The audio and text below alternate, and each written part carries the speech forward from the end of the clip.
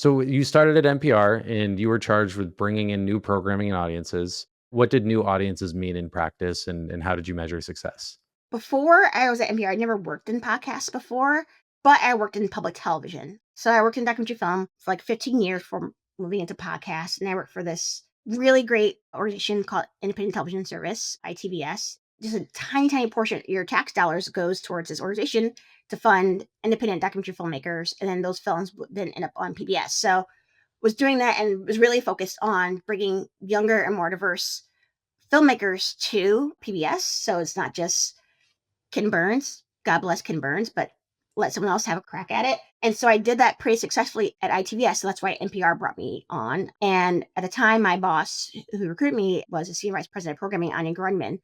And she totally recognized that unless NPR's audience diversifies, gets younger and more diverse, like, it's an aging audience, right? And so my job was to figure out how to do that.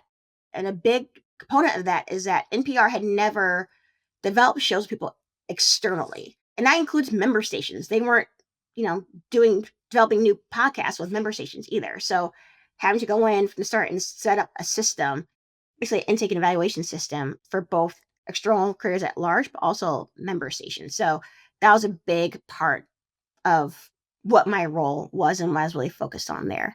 You were very successful by most standards in that regard. I know several years later, NPR dismantled a lot of the work that you and other folks at the org had done. But those were successful shows when it came to driving audiences. And as you just said, a net new audience doesn't necessarily mean net new revenue on day one. Yeah. If you could go back, would you have done anything there differently? Some things are out of my hands and some things aren't.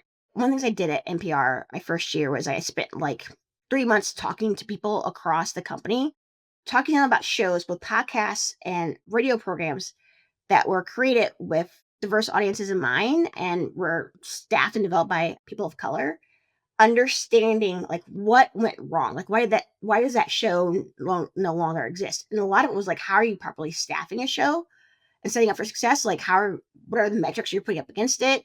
And a thing I saw consistently was that they were give you a show hosted by a person of color, geared towards a Black audience or Latinx audience, greenlighting it, but then with like not the amount of staff actually necessary to make an ongoing show. Yeah, no marketing budget, half the producers that somebody else would get. And not the marketing budget. Yeah. But then expected to perform kind of the same way. Let's make the same amount of money. That would be great with half the resources. And they're like, oh, they're setting up for failure, right? And so I took a lot of those lessons into how I was setting up Throughline before that was launched. And that shows success and kind of growing incrementally, right?